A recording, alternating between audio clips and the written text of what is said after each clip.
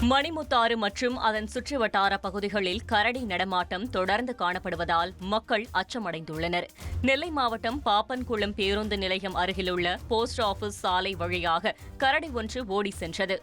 ஏற்கனவே சாஸ்தா கோவில் பகுதியில் கரடி ஒன்று கூண்டு வைத்து பிடிக்கப்பட்ட நிலையில் தற்போது மீண்டும் கரடியின் நடமாட்டம் தென்பட்டதால் மக்கள் அச்சமடைந்துள்ளனர்.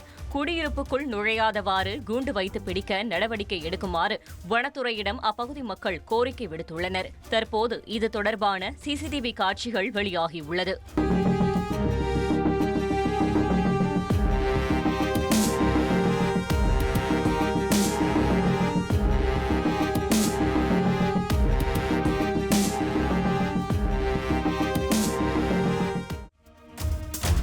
வார விடுமுறையொட்டி கொடைக்கானலில் சுற்றுலா பயணிகளின் வருகை அதிகரித்து காணப்பட்டது. குறிப்பாக பசுமை பள்ளத்தாக்கு, தூண்பாறை, குணா குகை, பைன் மரக்காடுகள், மோயர் சதுக்கம் உள்ளிட்ட இடங்களின் அழகை சுற்றுலா பயணிகள் கண்டு ரசித்தனர்.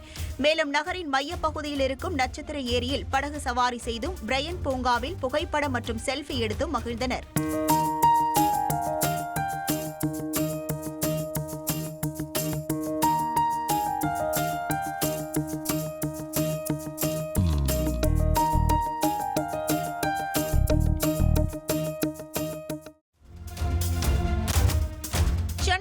காவாங்கரையில் உள்ள டாக்டர் சிவந்தி ஆதித்தன் மெட்ரிக் பள்ளியில் பொதுமக்களுக்கான இலவச மருத்துவ பரிசோதனை முகாம் நடைபெற்றது.